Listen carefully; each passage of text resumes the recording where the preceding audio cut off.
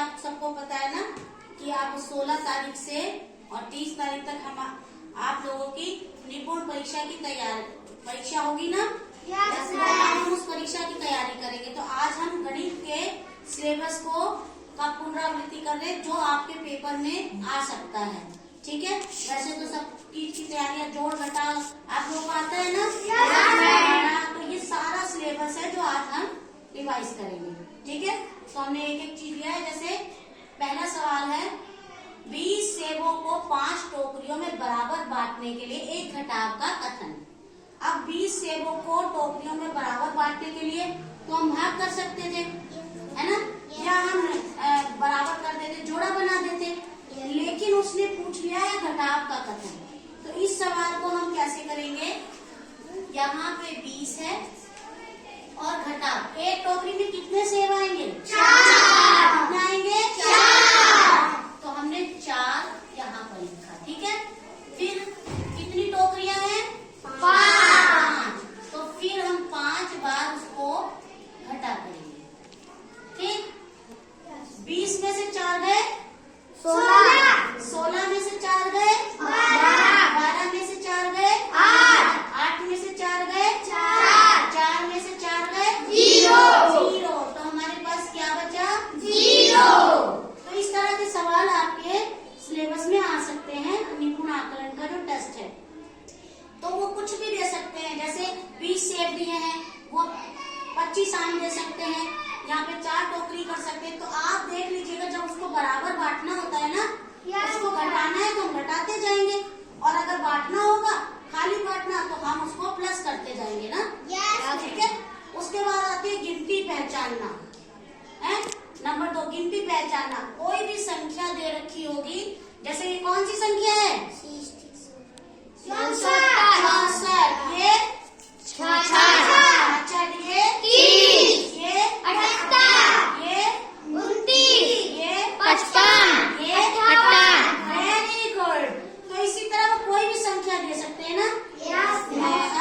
तो आप लोगों को संख्या को पहचानना है, इसमें आपको नंबर मिलेगा। इसके बाद आ जाता है हल करो प्रश्न। ये क्वेश्चन है जोड़ के और घटा के ना। तो हमें पहले जोड़ करना है। 7 क्या आएगा यहाँ पर? 7। कितना आएगा? 7। 8 और 6 2। 8 और 6 कितने होते हैं? 14। Very good. अब 7 यहाँ क्या है? 9। यहाँ क्या आएगा? 9। Very good. 7 और 6 13। Very good. अब ये घटा का आ गया, यहाँ पे क्या आएगा? 6। मैं 10 में से 6 जाएंगे। उधार लेगा ना वो उससे। यस। अब ये 10 हो जाएगा। Yes ma'am. 10 में से 4। अब यहाँ क्या बचा? 8। 8 में से 5 गए 3। तो याद रखना 0 जब होगी ऊपर तो वो उससे उधार लेगी ना। Yes ma'am. उसके बाद 7, यहाँ पर क्या आएगा? 7। Very good. यहाँ पे 7 का 7 आ जाएगा क्योंकि 0 नीचे है। यहाँ पर 7 में से 3 गए 4। तो इस तरह का सवाल हो गया। आप उसके बाद गुणा करो।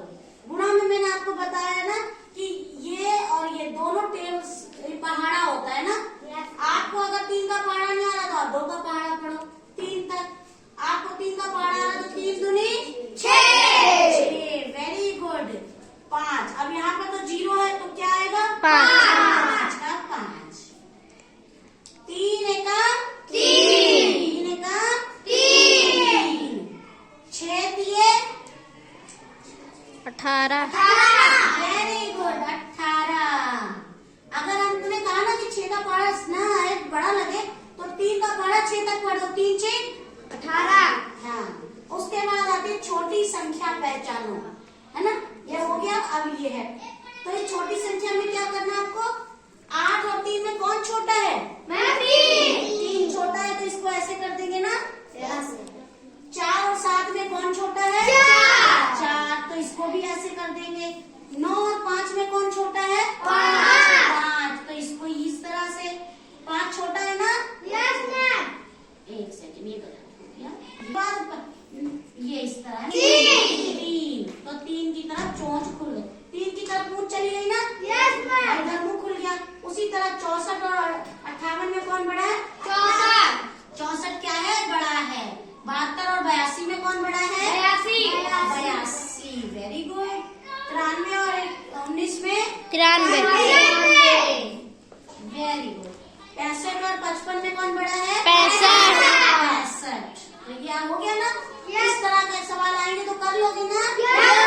Very good. उसके बाद ये भी देखिए जोड़ प्लस है, जैसे 6 का 6, 1 और 3 4 में से 9 गए, नहीं गए ना, तो क्या करेगा? ऐसे लेगा। 14 में से 9 गए, कितने बचे? 5। यहाँ कितने बचे? 5 में से 3 गए, 2। अब ये सवाल आ जाता है हमारे पास, इसमें हमें क्या करना है? यहाँ जोड़ना है।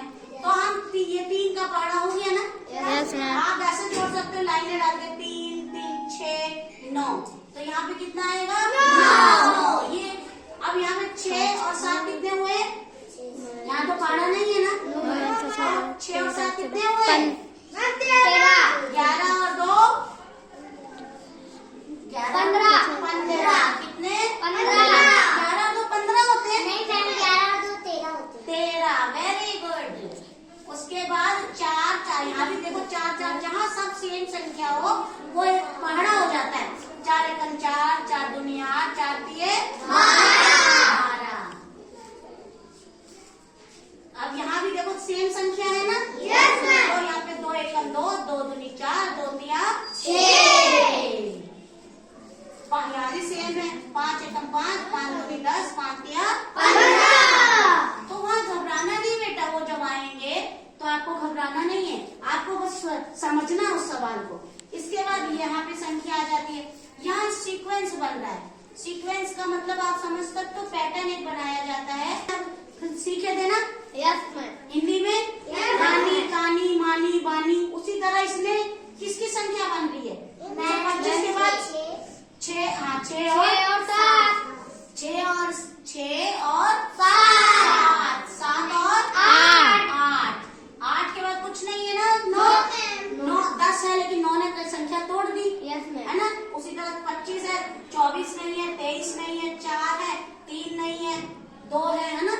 तो जो सेम संख्या एक साथ चले एक लाइन से, वो यहाँ पर गोला लगाना है। ठीक। उसके बाद आ जाती है संख्या पैटर्न पूरा करो। जैसे 27 है ना, और ये कितना है? 29 और ये 27। तो इनमें कितना कम है? 2 कम है ना। 27 के बाद 2 बढ़ा दिए, 29 हो गए, है ना। 29 में 2 बढ़ाए 21। तो 21 में 2 और बढ़ाएंगे तो कितने हो जाएंगे? 33। 33 में 2 बढ़ाए 35 में 2 बढ़ाए 37। तो इसी तरह पैटर्न बनता जाएगा। जैसे 12 में कितने बढ़ाए कि 15 हो गए? 3। तो 15 में कितने बढ़ाए? 3। 15 में 3 बढ़ाएंगे तो कितने हो जाएंगे? 18। Very good. 18 में 3 बढ़ाएंगे तो 21। 21 में 3 बढ़ाएंगे तो 24। तो ये इस तरह से सारे सवाल करने हैं। 19 में कितने? 16 में कितने बढ़ाए कि 19 हो गए? 3। 16 के बाद 3 बढ़ाए 19 में 3 बढ़ाए तो 22 में कितने बढ़ाए कि कितना आएंगे? 3 बढ़ाने पर 3 बढ़ाने के कितने आएंगे? 25। 25 में कितना बढ़ाए? 3 बढ़ाए कितने हो जाएंगे? 28। 28 में 3 बढ़ाने पर 30। 4 बढ़ा कितने हो गए? 8 में कितने बढ़ाए? 4 बढ़ाए कितने हुए? 12 में 4 बढ़ाए तो कितने होंगे? 16 कितने होंगे? 16 में 4 बढ़ाए 20। 20। Very good. 20 में 4 बढ़ाए 24।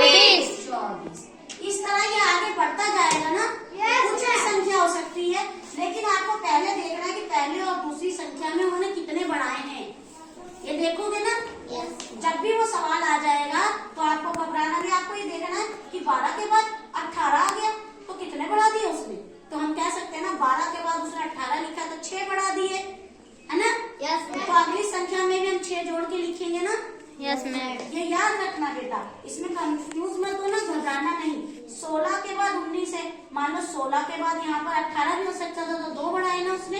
Yes, sir. 16 के बाद यहाँ 20 भी हो सकता था तो 4 बढ़ा दिए। तो पहली और दूसरी संख्या देखना आप लोग कि इसमें कितना जोड़ा जाएगा, और जितना जोड़ा जाएगा उसमें उतना ही जोड़ जोड़ के आगे की संख्या बनती जाएगी। इस तरह से हम पूरी बहुत सारी संख्या बना सकते हैं। उसके बाद आ जाता है पैटर्न। ये आता है पैटर्न आपका,